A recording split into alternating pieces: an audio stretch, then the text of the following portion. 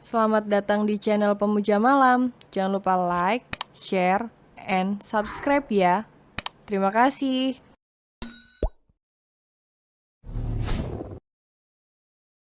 Chapter 44. Kalau gak cinta ngapain mau dihamilin? Nalendra menatap bingung pada Arega yang main masuk tanpa izin padanya. Setelah menutup pintu kembali, Nalendra berjalan menghampiri putranya yang menaiki ranjang dengan susah payah.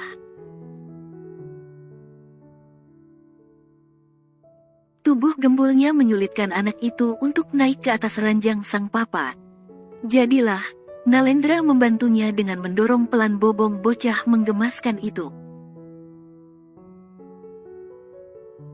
Nah, akhirnya, telangkat juga lemakku, seru Arega dengan tersenyum puas. Tatapan Arega terhenti pada sebuah dress biru yang ada di atas sofa. Senyuman bocah itu luntur, matanya menyipit perlahan. Itu, bajuna mama, celetuk Arega yang mana membuat Nalendra membulatkan matanya. Kamu tahu, kaget Nalendra. Arega mengangguk mantap. Lega tadi ketemu mama pas tidur. Kata mama lagi malah kama papa.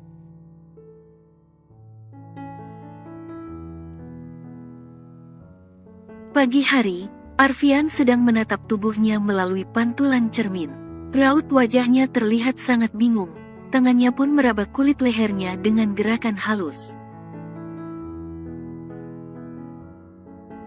Kemudian, dia berbalik, sedikit menolehkan kepalanya agar bisa melihat punggungnya melalui pantulan cermin. Tampak, tak ada masalah apapun. Punggungnya terlihat baik-baik saja.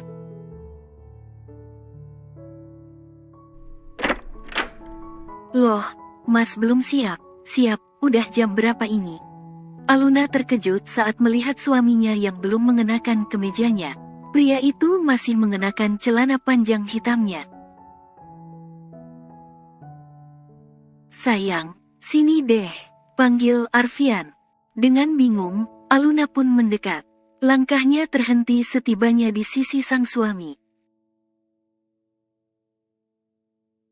Kenapa? Tanya Aluna. Semalam kita melakukannya, tapi lihat, tidak ada bekas alergi apapun di tubuhku. Ujar Arfian sambil memutar tubuhnya. Aluna menaikkan kedua alisnya, matanya pun membulat sempurna. Tangannya terangkat dan mengelus kulit suaminya yang tidak ada ruam apapun. Keduanya cukup heran, padahal Arfian belum meminum obatnya. Semalam memang Aluna sempat khawatir, tetapi Arfian mengatakan jika dirinya baik-baik saja. Apa kamu sudah meminum obatnya? Tanya Aluna dengan heran. Belum, tadinya aku mau meminum obat itu. Tapi, melihat tubuhku tidak muncul ruam seperti biasanya, kuputuskan untuk tidak meminumnya. Ini sangat aneh, gumam Arfian. Ini pertama kalinya kita berhubungan semenjak aku hamilkan. Apa mungkin alergimu itu sembuh setelah aku hamil? Tebak Aluna yang mana membuat senyum Arfian mengembang. Bisa jadi, kalau gitu, gak ada alasan lagi kamu kasih aku jadwal. Seru Arfian dengan bahagia. Pria itu bahkan melompat senang seraya mengambil kemejanya dari atas ranjang. Aluna tentu saja melongo tak percaya, sesenang itu suaminya. Tapi, Aluna juga heran, mungkinkah pengaruh kehamilannya? Matanya pun melirik ke arah suaminya yang sedang mengancingkan kemejanya. Dengan peka, Aluna mengambil alih kerjaan suaminya dalam memakai pakaian. Apapun itu, aku senang, tandanya, gynofobiaku tidak muncul lagi saat melakukannya denganmu, seru Arfian dengan senyuman yang lebar. Bagus deh, Aku sempat khawatir gynofobiamu semakin parah. Melihatmu yang hanya terkena ruam merah saja hatiku langsung sakit saat melihatnya. Ujar Aluna seraya memakaikan dasi pada Arfian. Arfian tersenyum, dia memeluk erat pinggang istrinya dan menariknya mendekat. Mata tajamnya tak lepas dari wajah cantik istrinya yang sedang terlihat serius memakaikan dasi untuknya. Kalau begitu, kamu mencintaiku kan? Tanya Arfian dengan alisnya yang bergerak naik turun. Raut wajah Aluna berubah kesal, dia menarik diri dari pelukan sang suami dan menunjuk ke arah perutnya. Kalau gak cinta ngapain mau dihamilin pertanyaan aneh, ketus Aluna. Kenapa sih, kok jadi sensian banget? Tanya Arfian dengan tatapan heran. Pikir aja sendiri, kesal Aluna. Ketika istrinya berbalik, Arfian tersenyum tipis. Semenjak hamil, Aluna memang sangat sensitif. Bahkan, wanita itu tak segan memarahinya atau menangis hanya karena masalah sepele. Istrinya itu bahkan kesal dengan dirinya sendiri. Memang aneh bukan? Maka dari itu, Arfian mencoba menyenangkan hati sang istri. Dia berjalan menuju nakas dan mengambil sesuatu dari sana. Udah sana berangkat, nanti telat. Jangan mentang kamu pemilik kantor terus datang seenaknya. Setidaknya, contohkan pada karyawanmu. Jangan nanti mereka telat, kamu malah hukum mereka. Gak adil itu namanya, omel Aluna sambil membereskan ranjang. Dia tak sadar, jika Arfian sudah berdiri di belakangnya. Nanti jangan lembur lagi, lusa sudah lembur. Aku gak bisa tidur kalau gak cium bau kamu, kalau Sam. Perkataan Aluna terhenti ketika dia merasa sesuatu yang dingin menempel pada lehernya. Tangannya pun menyentuh benda asing yang ada di lehernya itu. Mas, lirih Aluna seraya menatap pantulan dirinya di cermin riasnya. Ternyata, Arfian memaksakan sebuah kalung di lehernya. Kalung dengan inisial namanya tergantung apik di lehernya. Mata Aluna berkaca-kaca, dia kaget dengan hadiah yang suaminya berikan padanya. Selesai memasangkannya, Arfian memeluk Aluna dari belakang. Ia menaruh dagunya di bahu istrinya itu seraya menatap wajah cantik sang istri dari pantulan cermin. Suka enggak? Tanya Arfian. Aluna mengangguk pelan. Suka banget, lebih suka lagi kalau emasnya sekilo. Ujar Aluna dengan suara bergetar. Arfian terkekeh pelan. Dia mengecup pipi istrinya yang mulai berisi. Semenjak hamil, memang Aluna lebih banyak makan. Tak heran, jika tubuh wanita yang tadinya kurus menjadi lebih berisi seperti sekarang. Sayangku, lega cudah hafal dang, Arega menghentikan langkahnya. Matanya membulat sempurna saat melihat sang om memeluk tante kesayangannya. Bocah itu pasti panas saat melihat kemesraan keduanya. Arega terduduk di lantai, dia menendang kesal kakinya.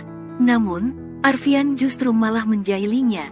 Dengan sengaja dia semakin mengeratkan pelukannya seraya mengecup pipi istrinya berulang kali. Melihat itu, Arega tambah kesal. Dia menidurkan dirinya dan bergerak selayaknya gangsing di lantai. Mas, kasihan Arega, tegur Aluna berusaha lepas dari pelukan suaminya. Biarin aja, suruh dia cari sayang yang baru, ledek Arfian. Nalendra sedang asik makan di meja makan. Dia menyantap sarapannya seakan dirinya tak punya tanggungan apapun. Tiba-tiba, suapannya terhenti tatkala melihat Aluna yang datang mendekatinya seraya menggendong Arega yang terlihat sehabis menangis. Arfian pun mengekori istrinya itu dengan memasang raut wajah kesalnya. Mata tajam pria itu mengarah pada adiknya yang justru sarapan dengan santai. Enak ya, sarapan. Anaknya, tantrum gangguin keromantisan kakakmu ini. Ketus Arfian. Nalendra tersenyum lebar. Biar aja, setidaknya aku gak merasa jomblo ngenes banget, sahut Nalendra dan kembali melahap makanannya. Yini orang satu, sini, Arfian tiba meraih Arega dari gendongan sang istri dan membawanya menuju Nalendra. Bibir Arega sudah mencebik ke bawah, tangannya terentang ke arah Aluna. Nyih, urus anakmu, jangan semangat buatnya aja, cetus Arfian sambil memberikan Arega di pangkuan Nalendra. Heh kak, nangis ini anaknya, panik Nalendra saat melihat wajah putranya yang sudah merah menahan tangis. Anakmu, udah buat, gak ngaku pula, sewot Arfian. Aluna sebenarnya tak tega, tetapi wajah Arega saat ini sungguh menggemaskan. Bocah itu sudah membuka mulutnya, melihat itu Nalendra menjadi panik. Dia bergegas membawa Arega kembali pada Aluna. Tentu saja, perbuatannya mendapat pelototan tajam dari Arfian. Kau, Om Pian jelek, seru Arega saat dia kembali mendarat di pangkuan tante kesayangannya. Sudah, ayo sarapan, putus Aluna. Dengan kesal, Arfian mendudukkan dirinya di kursi sebelah sang istrinya. Dengan telaten, Aluna pun mengambilkan sarapan untuk suaminya. Berbeda dengan Arega dan Arfian yang berperang lewat tatapan. Sementara Nalendra, tiba saja pria itu terdiam memikirkan kejadian semalam. Di mana dia memimpikannya istrinya, begitupun dengan putranya. Endra, pulanglah lebih cepat. Sore ini kamu harus kembali kontrol, pinta Arfian di sela sarapannya. Tidak bisa, aku harus ke kantor cabang untuk melihat renovasi gedungnya, tolak Nalendra. Apa, kenapa kamu tidak memberitahuku dari awal kau? Kakak gak bilang kok, sela Nalendra dengan memutar bola matanya malas.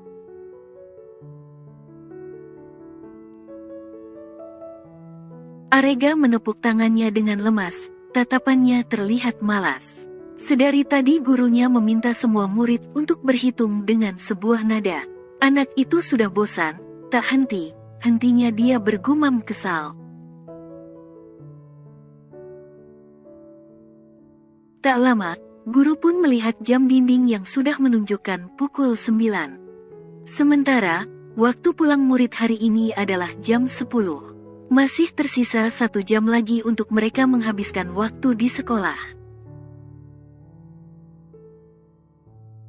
Oke, waktu masih panjang. Bagaimana, kalau ada yang tampil ke depan, terserah, mau baca puisi, atau bernyanyi angka. Ibu tunggu ya, seru seorang guru wanita yang masih terlihat muda. Mendengar itu, senyum Arega mengembang. Dia segera beranjak berdiri seraya mengangkat tangannya kanannya. Bu Gulu, teriak Arega. Iya Arega, kamu mau bawakan puisi? Boleh, ibu akan. Bukan puisi, sudah belat hidup kita, jangan ditambah belat lagi. Cukup lemak kita yang belat, sahut Arega yang mana membuat guru itu melongo. Baiklah, jadi, Arega ingin bawakan apa? Tanya guru itu mencoba sabar. Lega mau dangdutaan, seru Arega dan berlari ke depan papan tulis. Dia langsung meraih tongkat bendera pajangan yang ada di meja sang guru dan menggunakannya sebagai mic. Guru itu akan melarangnya, tetapi Arega sudah membuka suaranya. Jujur aku mengaku, ku sakit hati padamu, mengapa kau lukai hati aku? Untungnya ada nenekku. Nenek bilang kepadaku bahwa bila gugul catu akan tumbuh celatus libu. Catu 2 3. Seru Arga, kini dia membuat heboh. Para temannya pun turut heboh dengan seruan yang Arga berikan. Aku tak menangicimu, lebih baik ku tawa hahaha. Walau kau telah cakiti aku, nenek bilang, buang caja. Mana cualana? Guru itu mengerjapkan matanya, dia sungguh syok dengan apa yang Arga lakukan saat ini. Bahkan, semua muridnya pun menikmati suara cempreng Arga yang sangat menggelegar di kelas. Tak hanya itu, bahkan guru lain yang ada di luar kelas mendengar kehebohan di kelas itu. Mereka turut mengintip dan tertawa saat melihat apa yang Arga tampilkan. Liriknya pun ada yang salah. Mungkin bocah itu tak terlalu menghafalnya.